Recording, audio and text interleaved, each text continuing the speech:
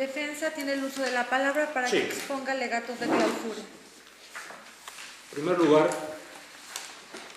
quiero comentar y decir que precisamente la reforma constitucional en materia penal de 2008, relacionada con la de 2011, con la de 6 y 10 de junio de 2011,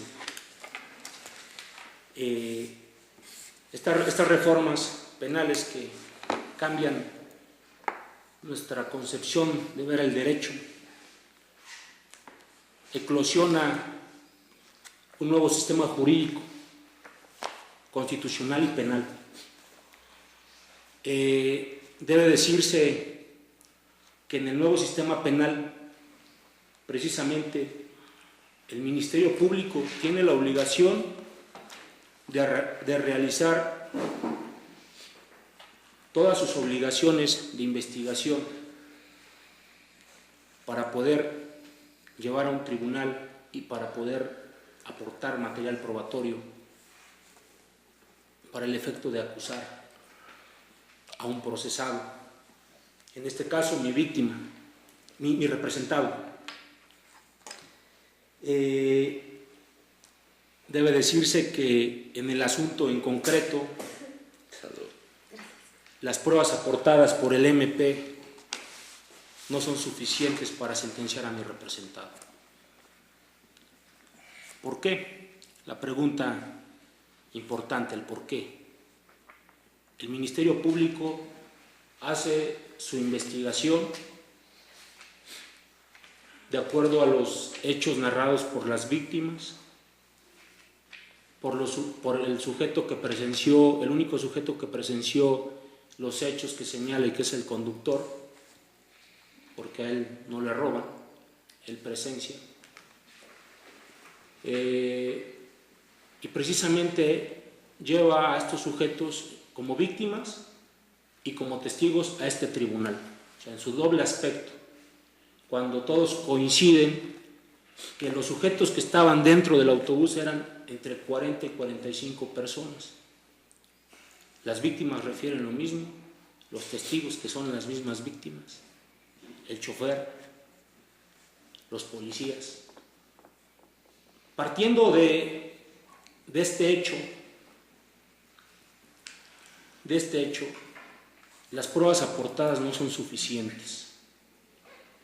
En primer lugar, porque los sujetos que señala como testigos para acreditar los objetos robados son las mismas víctimas.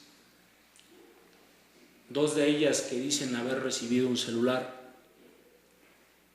dicen que fue regalado. La prueba idónea para acreditar eso era la testimonial del sujeto que le obsequió el celular, por lo que pues, no está acreditada la preexistencia de los objetos robados, ni mucho menos del dinero. Ahora bien, yéndonos y visualizando cómo ocurrieron los hechos, hay muchas inconsistencias. En primer lugar, de los sujetos que estaban en el interior del vehículo, que son víctimas y que fueron testigos en este tribunal. Los sujetos dicen que son víctimas, 3 individuos suben al vehículo, las víctimas y testigos dicen, que son los mismos, dicen que son unas personas vestidas, uno con chamarra de piel, el otro de sudadera naranja y el de la sudadera blanca. Hablan de entre 40 y 45 sujetos dentro del autobús. Ninguno de ellos observa los rostros, solo habla de ropa. Una testigo dice que mi representado es de piel rústica y cuando se le dice qué entiende por piel rústica, dice ni moreno ni güero, mi representado tiene un tono mulato. De igual forma, el chofer como testigo,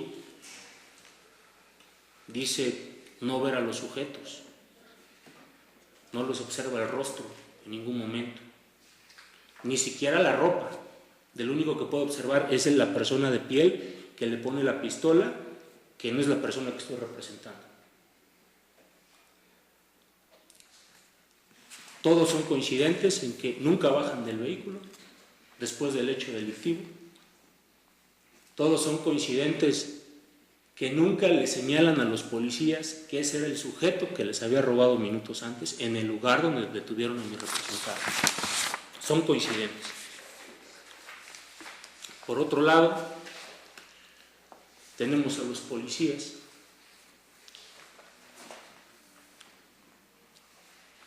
manifiestan que no cumplieron con sus obligaciones legales ni constitucionales, no cumplen con los protocolos. Habla el Ministerio Público que esto ya fue superado porque hay un amparo que resolvieron. Efectivamente es un amparo que resolvieron, que no entraron al fondo, porque nosotros tomamos el asunto posterior al tema de la prisión de mi representado, y el colegiado dijo que era un acto consentido, nunca se entró al fondo.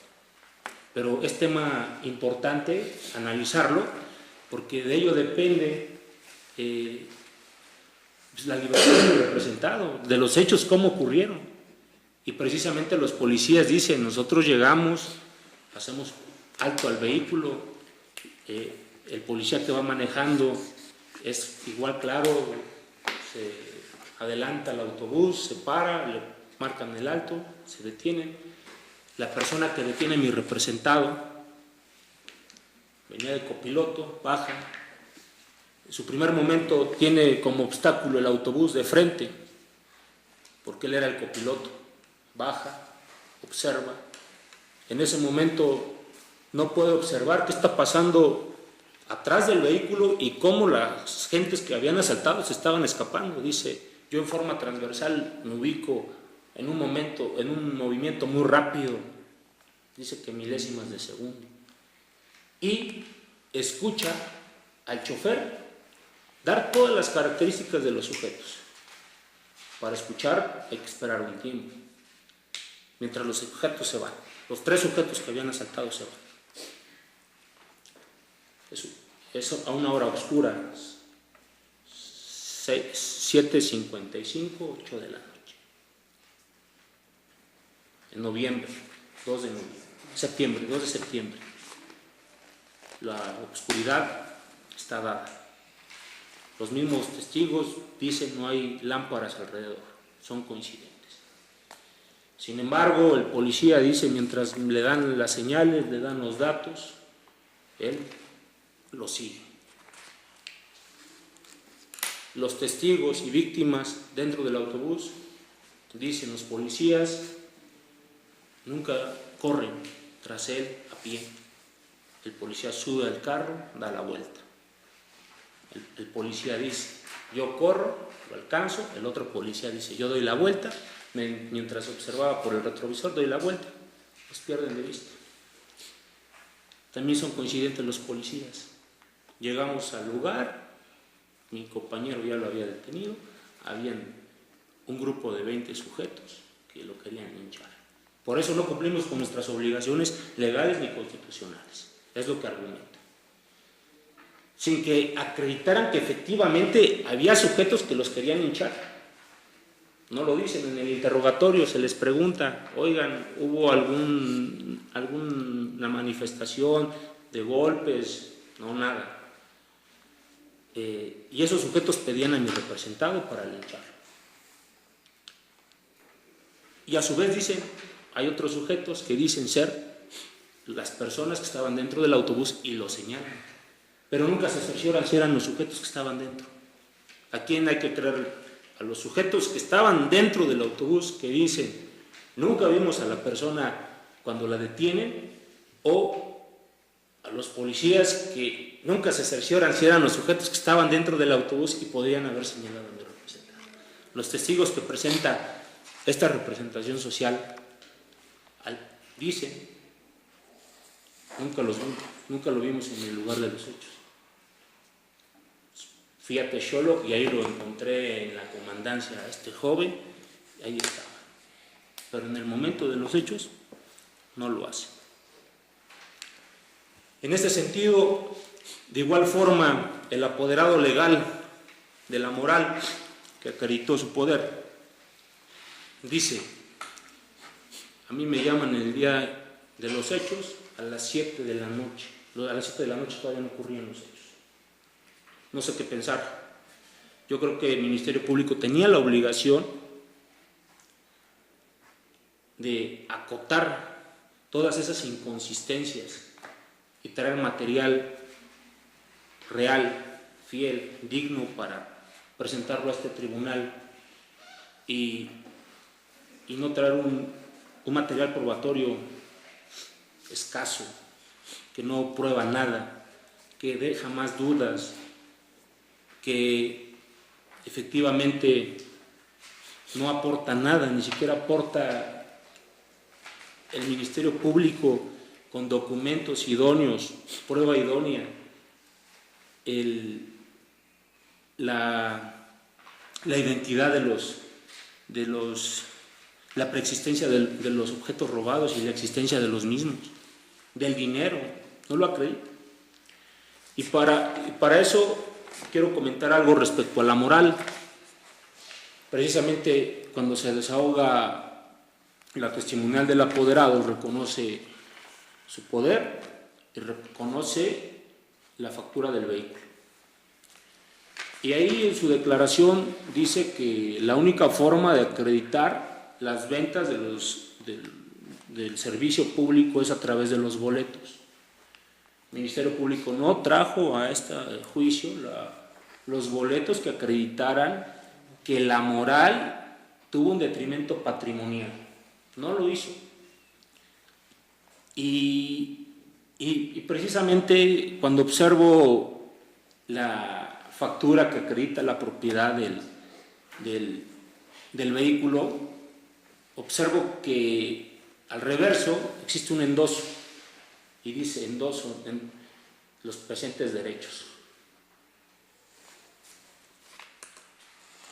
Ahí, con ese documento, yo no estoy acreditando la propiedad el MP no acredita la propiedad del vehículo.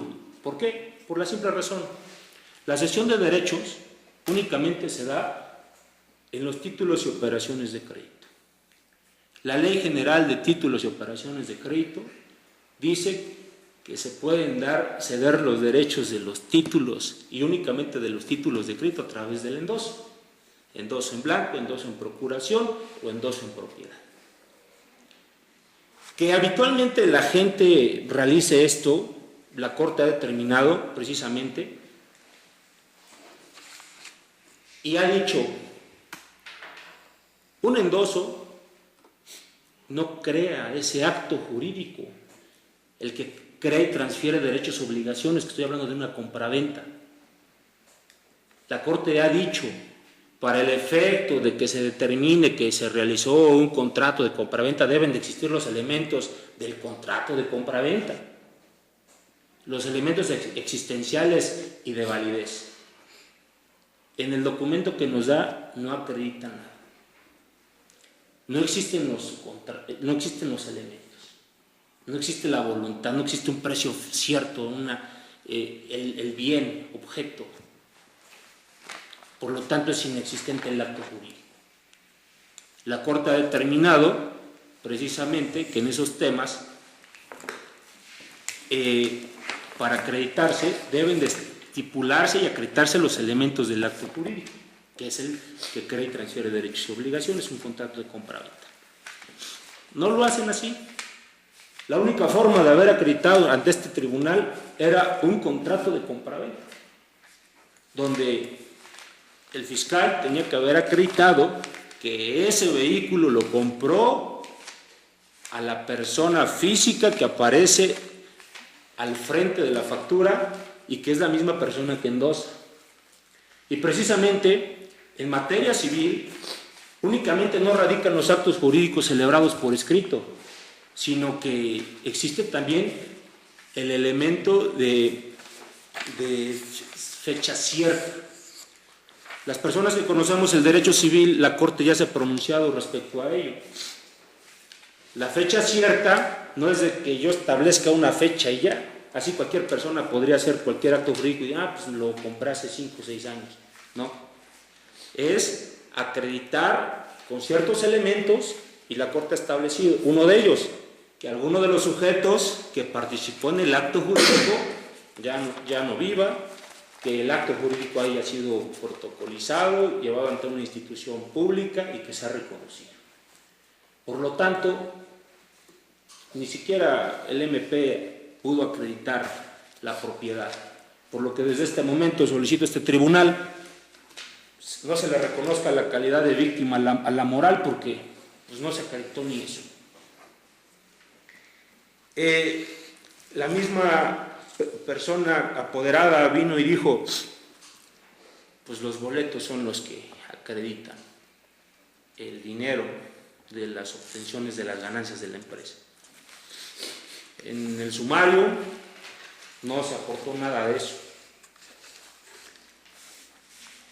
Ahora bien, debe decirse que de acuerdo a la premisa que se se plantea dar sentencia, la premisa que tenemos son los artículos ya referidos por el Ministerio Público 281, 222, 223, fracción tercera, 228, primera, tercera, 229, sexta, no se colma. Como lo dije, mi premisa menor, en primer momento todas las investigaciones señalan que son 3 sujetos. En el presente sumario no se acreditan los 3 sujetos, solamente uno.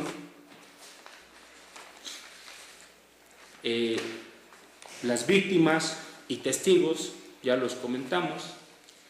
La señora Evelia Ramírez Reyes le roban un celular, es la premisa menor, 500 pesos. La señora Cristina, un LG y 2.500 pesos. La menor, 2.000 pesos, no se acreditó tampoco. La moral, 1.900 pesos.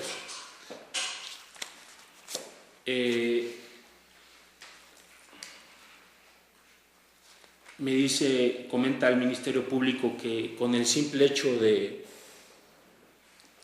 la testimonial de las víctimas, con eso se tiene acreditado el arma de fuego. Yo creo que existe un peritaje, un órgano disciplinado, científico, que emitió su dictamen y dijo que nunca hubo ninguna detonación. Sin embargo, las personas que declararon que son víctimas y testigos afirman haber escuchado una detonación de arma de fuego. El perito dice, pues no hay ninguna detonación de arma de fuego. Es una prueba que aportó el Ministerio Público, que es una prueba científica, no es un dicho. Es algo científico que debe de valorar este tribunal. El policía igual no encuentra evidencias, sus conclusiones son negativas. Pues no hay mayor elementos que acrediten, elementos probatorios que acrediten lo que dicen. Sin embargo, lo que puedo observar es que si existió un hecho delictivo, el día y la hora que refiere, por negligencia del Ministerio Público y por la incapacidad de los policías, las personas que hayan cometido ese delito se sustrajeron de la justicia y no van a ser condenados. ¿Por qué? Porque precisamente el policía le echa la culpa al Ministerio Público y le dice: Ministerio Público me ordenó no realizar mi obligación policial.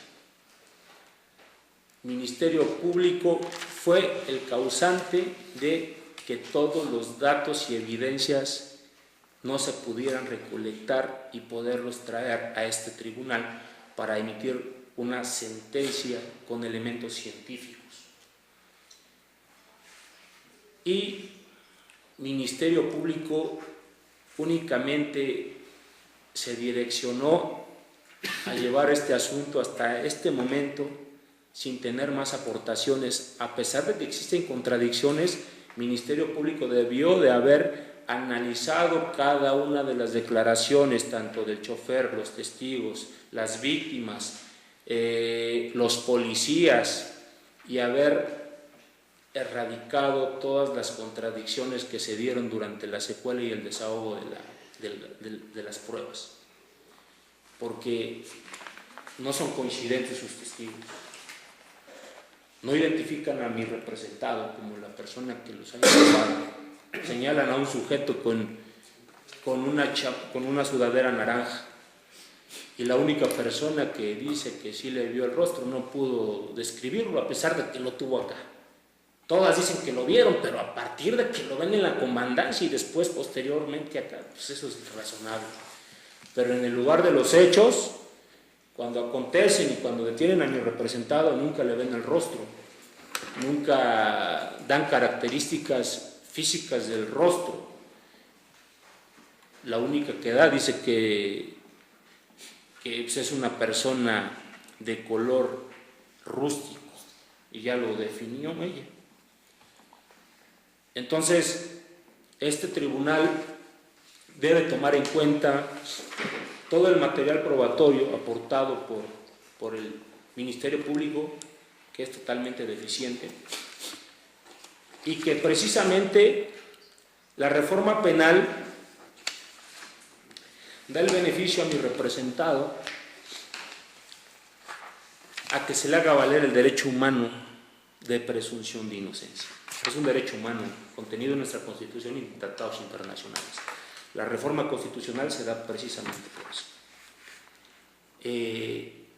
Mi representado ya no está obligado a aportar pruebas. Mi representado tiene el derecho de que se le aporte en la acusación y en el juicio pruebas contundentes, precisas, que determinen la culpabilidad. Ahora bien, yo decía, si existió ese hecho delictivo, todo este problema generado fue por causa del Ministerio Público, porque ni siquiera se acreditó los objetos robados. Pues el sujeto activo es cualquier persona. Acá hablan de 3, solo según uno, y señalan a mi representado. No lo identifica con sus características físicas. Nadie lo identifica. Una persona solo dice el color, pero ni es el tono de piel de mi representado. Sujeto pasivo, el objeto material, cosa mueble ajena, debe de acreditarse plenamente en la existencia, no se hizo. Por lo tanto, al no acreditarse, pues no hay robo. Bien jurídico tutelado es el patrimonio, igual la propiedad. Estamos hablando de la propiedad, un delito patrimonial. Elementos normativos, sin consentimiento ¿de qué? De algo que no pudieron acreditar en juicio, pues no tiene sentido. Elemento subjetivo, el ánimo de apoderamiento. Cuando detienen a mi representado no le encuentran ningún objeto de los que supuestamente habían sido robados. Los objetos supuestamente robados solamente dan colores, dan marca, pero no dan su número de identificación. Hasta eso faltó. Recuerde, el Ministerio Público, que usted puede realizar en su investigación directamente con las personas que ofertan el servicio telefónico, que nos proporcionen una geolocalización. No se hizo en este juicio. Elementos objetivos, se apodera de una cosa mueble. Lo vuelvo a reiterar, mi representado cuando lo detiene no tenía nada. El policía lo dijo. ¿Qué se le encontró? Nada. Arma de fuego, tampoco. Entonces, todo este razonamiento debe de tomarlo en cuenta bajo un análisis exhaustivo para que no sea vulnerado el derecho de la presunción de inocencia de mi representado y ante las dudas razonables ya comentadas ante este tribunal, emita su resolución. Precisamente la Corte determinó el derecho humano de presunción de inocencia como un derecho poliédrico, es decir, como regla de trato procesal y como estándar de prueba. La regla de trato procesal no es, como dice el asesor jurídico y el Ministerio Público, que esas fases ya quedaron superadas. Desde la conformación del Código Nacional, desde el deber de presentar la denuncia y los métodos y técnicas de investigación que están determinadas en el artículo 227, 228, 229 y 230 del Código Nacional, determinan métodos y técnicas para preservar la cadena de custodia y evitar que no se destruya, ni altere, ni pierdan los objetos ni indicios que van a formar parte de la acusación del Ministerio Público. Y en ese sentido se crea un protocolo que es complementario del artículo 115 de la Constitución Política de los Estados Unidos Mexicanos y 73 de la Constitución, y es el protocolo del primer respondiente con facultades de seguridad pública. De todo el contrainterrogatorio que se vertió a los policías, tanto Fabián Flores Mesa como el diverso César Santiago Pérez Mesa no acreditaron de manera fehaciente que tuvieran una certificación policial o una carrera policial o profesionalización policial. Tampoco un documento otorgado por el Estado es suficiente. Es de estos artículos sabido, conforme a la Ley General del Sistema de Seguridad Pública, que tiene que ser una certificación nacional, precisamente porque de esto depende la eficacia de un juicio.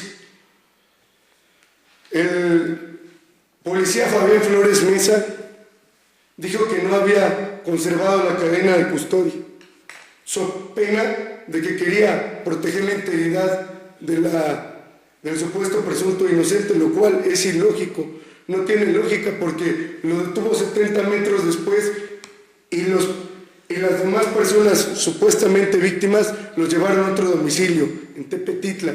Ninguna persona, tanto lo dijo Evelia como lo dijo la supuesta víctima Cristina Morales Muñoz, que no se había salido ninguna persona del autobús, sino todos se quedaron ahí.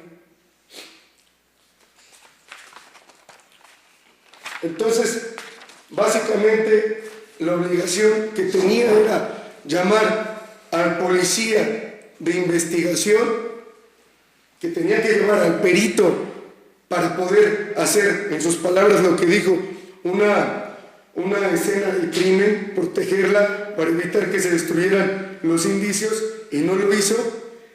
Y además, al policía con capacidad para procesar. Todo eso es parte de los métodos y técnicas que están determinados en el Código Nacional de Procedimientos Penales.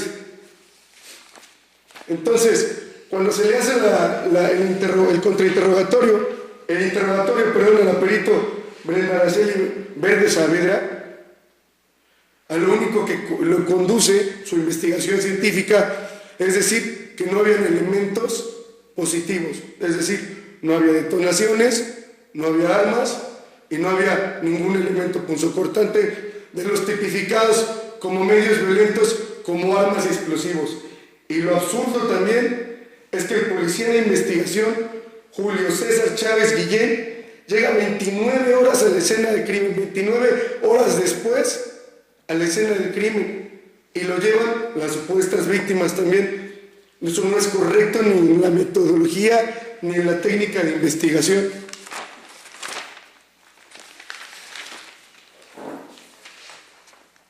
Ahora, en cuanto hace a Evelia Ramírez Pérez, creo que este tribunal de enjuiciamiento, con respeto en esta etapa de juicio oral, se debe hacer un análisis hermenéutico del tipo penal con los diversos medios de prueba, valorarlos de forma lógica, y para que pueda prosperar el tipo penal de robo debe haber un apoderamiento de algo, un bien mueble, en este caso bienes muebles los cuales no pudieron acreditarse. Como lo ha dicho mi codefensor, no hay documento que acredite la propiedad de los celulares, y tampoco las testigos Evelia Ramírez Pérez y Cristina Morales Muñoz fueron precisas en determinar la denominación de los billetes. La verdad es que se equivocaron. Una inclusive llegó a decir una denominación de billetes que es imposible tener, porque dijo que eran 7 billetes de denominaciones de 500, de 100 y de 50. Y por cuanto hace a la testigo Cristina Morales Muñoz, incluso a pesar de que se quisieron evidenciar las contradicciones en las que incurrieron, incorporó otro nuevo sujeto, que es el sujeto de chamarra mezclilla, que no es ni el de chamarra color naranja, ni el de color azul con franjas blancas, ni el de chamarra color negra. Entonces pareciera un discurso el cual estaba pues ya tejido por el Ministerio Público. Ahora, la Corte ha dicho, está en la jurisprudencia que lleva el registro 20-13-368 de la primera sala, es una jurisprudencia obligatoria en términos del artículo 17 de la Ley de Amparo. Dice: presunción de inocencia y duda razonable, forma en la que debe valorarse el material probatorio para satisfacer el estándar de prueba para condenar cuando coexisten pruebas de cargo y de descargo.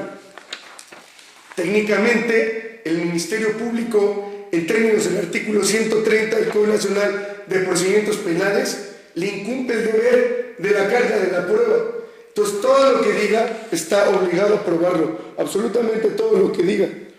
Y en juicio se han aportado alrededor de 100 dudas razonables, las cuales, en concordancia con esta jurisprudencia, pues destruyen la teoría del caso propuesta por el Ministerio Público, ya que los elementos que aporta solamente se tratan de declaraciones aisladas, señalamientos directos que no son convergentes, y no lo hace con pruebas idóneas, que ya lo dijimos que son pruebas científicas, y que en el caso no hay cadena de custodia, no hay preservación de esos elementos de prueba, y entonces sí, no existe el robo porque no acreditaron.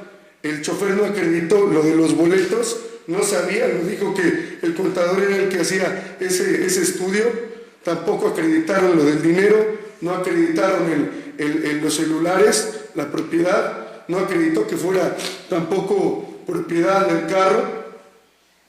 Y luego entonces, en cuanto al segundo elemento, que fueran por 2 o más sujetos, la única persona que se encuentra aquí procesada por un delito que le imputan falsamente es mi representado Melitón Cordero Morales.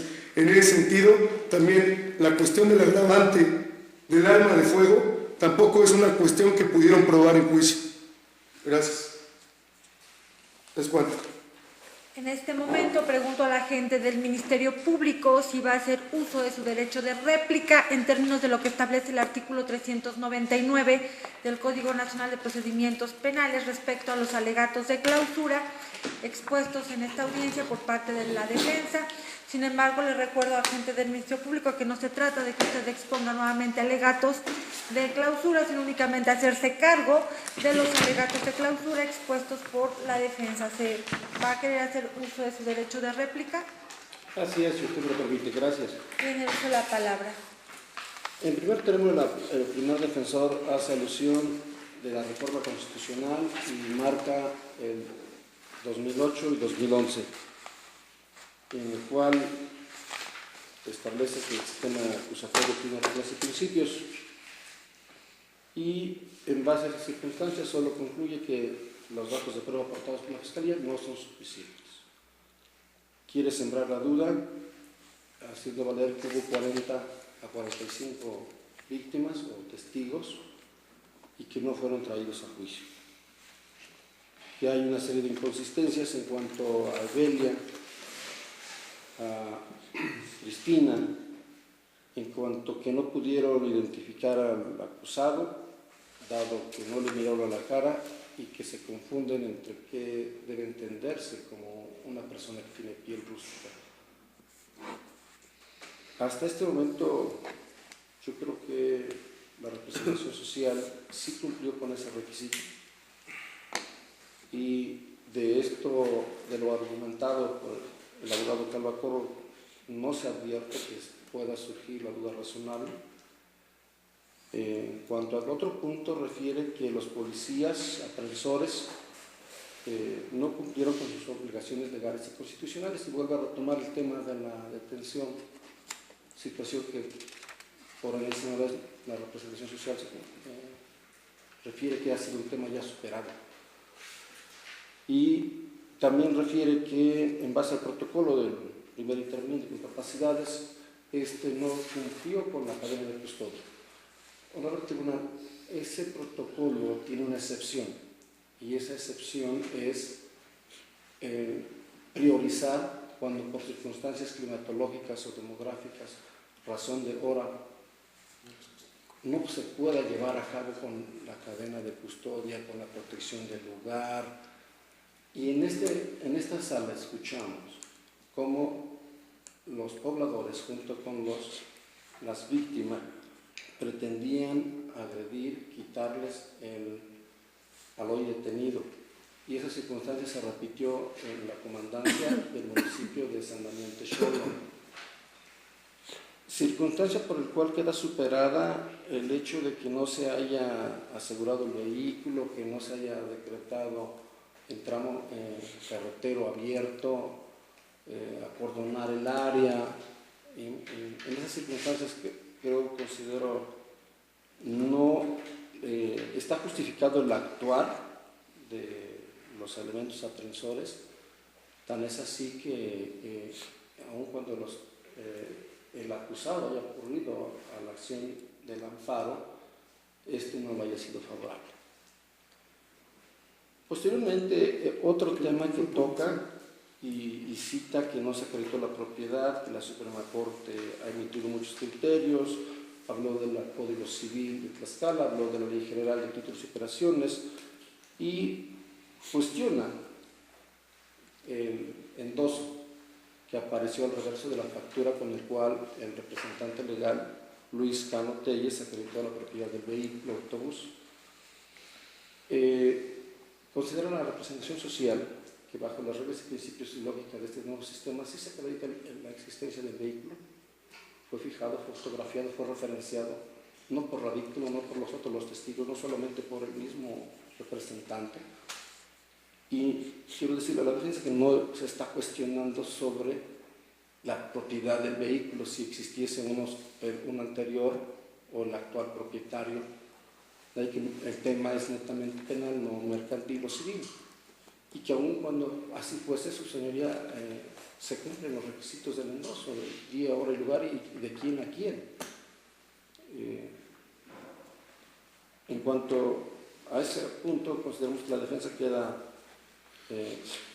corto en cuanto que solamente citó que hay criterios de la Suprema Corte, pero no dice qué registros, qué época, qué fecha, qué rubro, qué texto.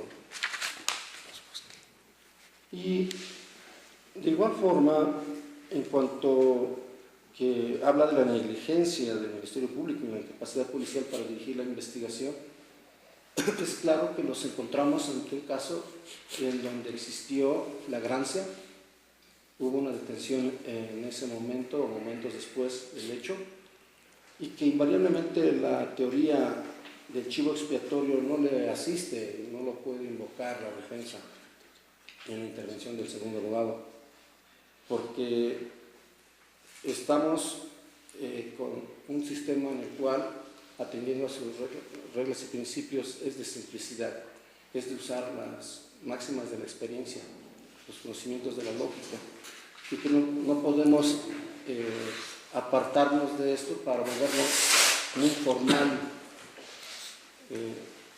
La defensa estuvo peleando mucho el formalismo en cuanto que no pudo evidenciar una contradicción o superarla, y yo quiero que resuelvamos como si se tratara de un asunto civil y no penal. De ahí que hablaron de que los teléfonos celulares pudieron haberse localizado a través de una geolocalización en tiempo real, a través de una prueba correspondiente. Dada la naturaleza del hecho, consideramos que no existe, sería innecesaria esa prueba. Y de igual forma, señores, si bien es cierto, la representación social ha sido respetuoso del derecho humano de presunción de inocencia, pero también es cierto que con los datos de prueba que se vieron en este desfile de juicio, es invariablemente que quedó desvirtuado dicho principio. ¿Es cuánto, señoría? Pregunto a la defensa, ¿va a hacer uso de su derecho de dúplica respecto a los alegatos de clausura expuestos por el agente del Ministerio Público en términos de lo que establece el artículo 399 del Código Nacional de Procedimientos Penales? Sin embargo, le recuerdo también a la defensa que la dúplica que va a hacer respecto a los alegatos de clausura se refiere precisamente a que exponga respecto a los alegatos de clausura expuestos por el Ministerio Público y no se realicen nuevos alegatos de clausura como si los estuviera exponiendo en este momento. Claro. ¿Va a hacer uso de su derecho de dúplica? Sí, lo voy a hacer. Tiene el uso de la palabra. Respecto al tema de flagrancia, quiero decirle al Ministerio Público que quedó acreditado con sus mismas pruebas que no fue flagrante la detención. Sus testigos, en específico la persona que lo detiene, acepta. O sea, la persona que no lo pierde de vista según su investigación, acepta que en forma transversal, porque él era el copiloto, la camioneta se estaciona enfrente del autobús y él era el copiloto, observa por los espejos, los sujetos, pero él cruza de forma transversal, así lo refiere. Y dice que únicamente tenía de frente al vehículo, se dirige al chofer y el chofer le da todas las características de los sujetos que habían robado. Entonces, en ese momento ya no es ininterrumpida la persecución. En cuanto hace a la presunción de inocencia, que mi representado ha sido acogido bajo este principio por parte de la representación social, es mentira, porque también hace referencia y vuelve a retomar el amparo del protocolo que ya fue superado. En la audiencia de control yo no representé al señor Melitón, lo representó otro abogado. Cuando analizo la detención, interpongo el amparo, el colegiado dice que no puedo entrar al fondo porque ya no se interpuso el amparo dentro del término. Es un acto consentido. No se pronuncia, porque no puede, porque está impedido legalmente para conocer de un acto consentido, mas no se pronuncia y dice, efectivamente se cumplieron con las obligaciones o no de las autoridades. El colegiado no dice eso, dice no puedo entrar y recae una causal de sobreseimiento. Entonces, desde que mi representado fue detenido por el hecho de que existió un arma de fuego sin haberse acreditado desde el primer momento, vulnera ese derecho de presunción de inocencia. Ya no estamos, como usted lo decía, el nuevo sistema que es ágil de acuerdo a la experiencia. No, eso es mentira, son principios científicos que deben de acreditar y quitar el antiguo paradigma. Tenemos que quitarnos esa idea. Parece que seguimos tejidos bajo ese antiguo sistema y lo queremos aplicar y meterlo en algo imposible bajo los lineamientos científicos que los jueces tomarán para sentenciar y para emitir sentencia. Entonces, desde el primer momento, usted, Ministerio Público, bajo esa protección al derecho humano de presunción de inocencia, usted ya tenía en el primer momento el dictamen científico de que no existió arma de fuego. Desde ese momento usted se debió de haber desistido de la prisión preventiva. Sin embargo, mi representado estuvo y tiene casi 1 año, 3 meses en prisión, sin que en este momento se haya acreditado la existencia del arma. Y le destruyeron su vida, en sus antecedentes y en la apertura a juicio, cuántos dependientes económicos tiene. Y es responsable el Estado, a través del Ministerio Público que le hizo esta acusación a mi representado, de todos los daños causados. ¿Es cuánto es? Finalmente, concedo la palabra al señor Melitón para que manifieste si tiene algo que expresar. Le voy a pedir, señor Melitón, que previo a que me conteste, consúltelo con sus defensores.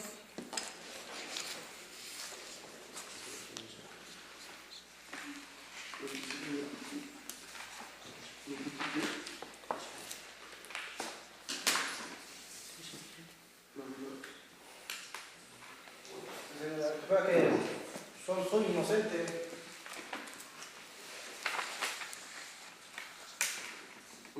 No, nada más. ¿Es todo lo que tiene que manifestar, señor Melitón? Sí.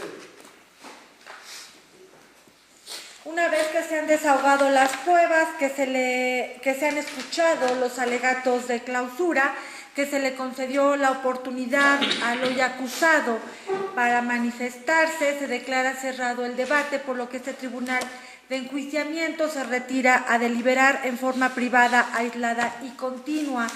Por lo tanto, se va a decretar un receso para que se emita el fallo correspondiente.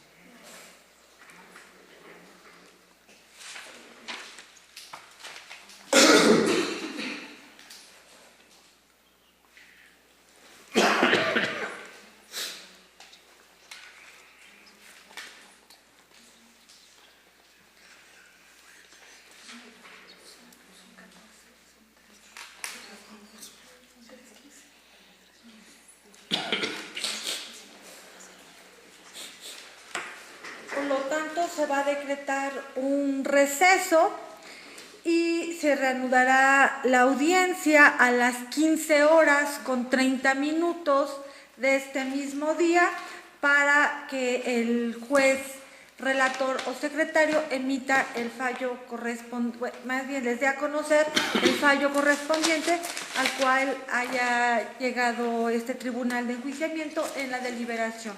Por lo tanto, inicia el receso.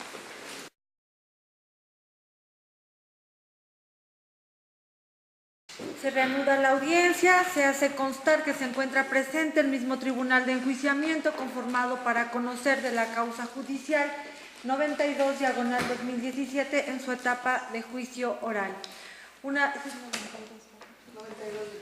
vez que este tribunal de enjuiciamiento se retiró a deliberar en forma libre, aislada y continua, se llegó a un fallo, el cual será dado a conocer a todos los intervinientes por la juez cuarto de control y juicio oral del Distrito Judicial de Gurirí y Alcocer, la licenciada María Elvia Díaz Casales Zapata, en su carácter de juez secretario o juez relator.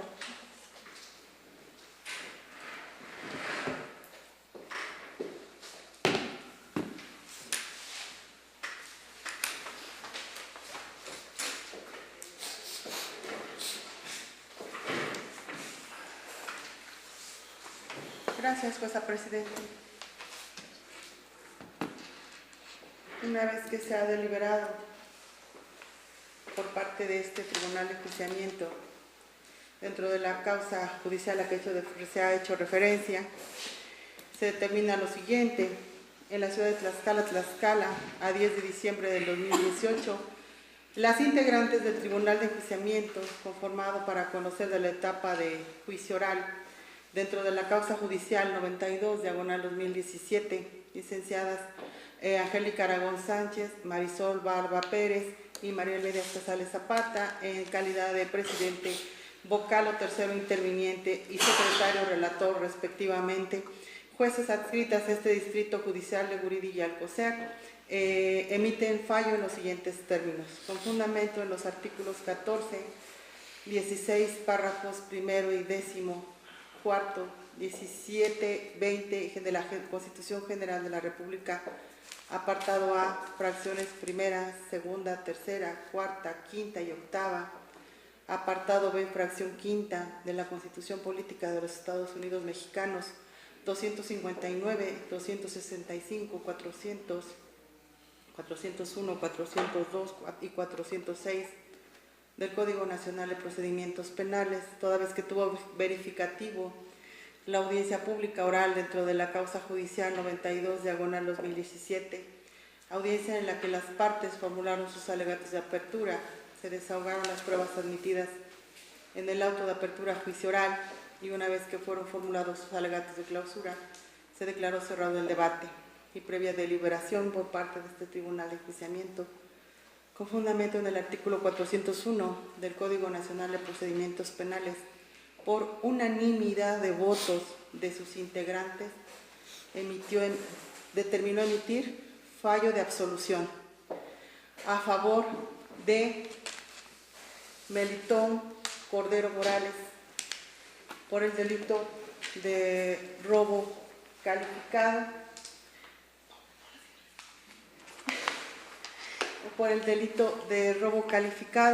que se dijo en victimización de Cristina Morales Muñoz, Evelia Ramírez Pérez, de la menor de identidad reservada LCM, así como de la persona moral Autobuses Tepetitla S.A.D.C.B., representada por Luis Cano Telles. Lo anterior, porque el Ministerio Público faltó a su promesa de demostrar más allá de toda duda razonable la plena existencia del delito de robo calificado, previsto y sancionado por los artículos 321, 322, 323, fracción tercera, 328, fracciones primera y tercera del Código Penal vigente en el Estado de Tlaxcala. Consecuencia necesaria de lo anterior, la plena culpabilidad del acusado, pues, atento a lo que establece el tipo penal del robo calificado, no quedaron mostrados los elementos subjetivos, objetivos y normativos que la descripción típica exige para tener por comprobado este delito, dada la insuficiencia probatoria por parte del agente del Ministerio Público y por ende la plena culpabilidad del acusado. Tomando en consideración el principio de presunción de inocencia como regla de la valoración de la prueba, permite establecer este Tribunal de Enjuiciamiento que la duda razonable que ha considerado este tribunal le favorece al hoy acusado por mandato expreso de la ley aplicable y en estricto acatamiento a que le asisten los derechos fundamentales de las partes, que establece que en cada caso de duda se debe absolver.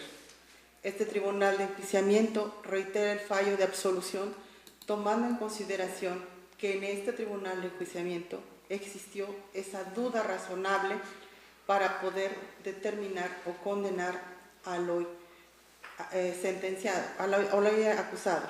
Por ello, se emite fallo absolutorio en favor de Melitón Cordero Morales por el delito de robo calificado previsto y sancionado en los artículos 321, 322, 323, fracción tercera, 328, fracciones primera y tercera del Código Penal vigente en el Estado de Tlaxcala, en victimización de Cristina Morales Muñoz, Evelia Ramírez Pérez, de la menor de iniciales LCM y de la persona moral Autobuses Tepetitla S.A.D.C.B., representada por Luis Cano Telles. Sirven como sustento de esta resolución a manera de antecedente la dictada por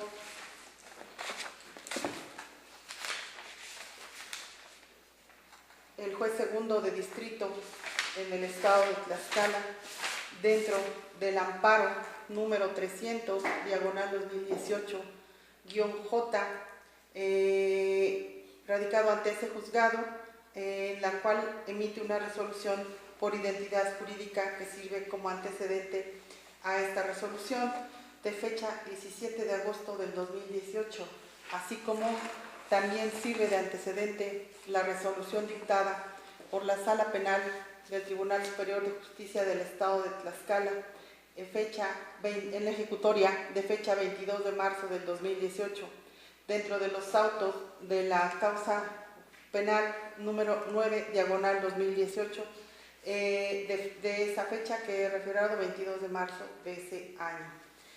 Razón por la cual, en términos de lo establecido en el artículo 401 del Código Nacional de Procedimientos Penales, que establece que en caso de absolución el Tribunal de Enjuiciamiento, además de establecer la fecha en la cual debe ser explicada la sentencia, en forma inmediata ha dispuesto ese tribunal levantar las medidas cautelares que se hubieran decretado en contra del imputado y se ordena, se tome nota de ese levantamiento en todo índice o registro público y policial en el que figure, así como su inmediata libertad, sin que pueda mantenerse dichas medidas para la realización de trámites administrativos.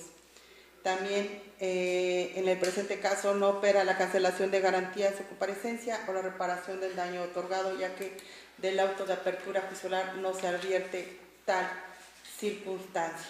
Una vez emitido el fallo correspondiente, cedo nuevamente la palabra a la juez presidenta.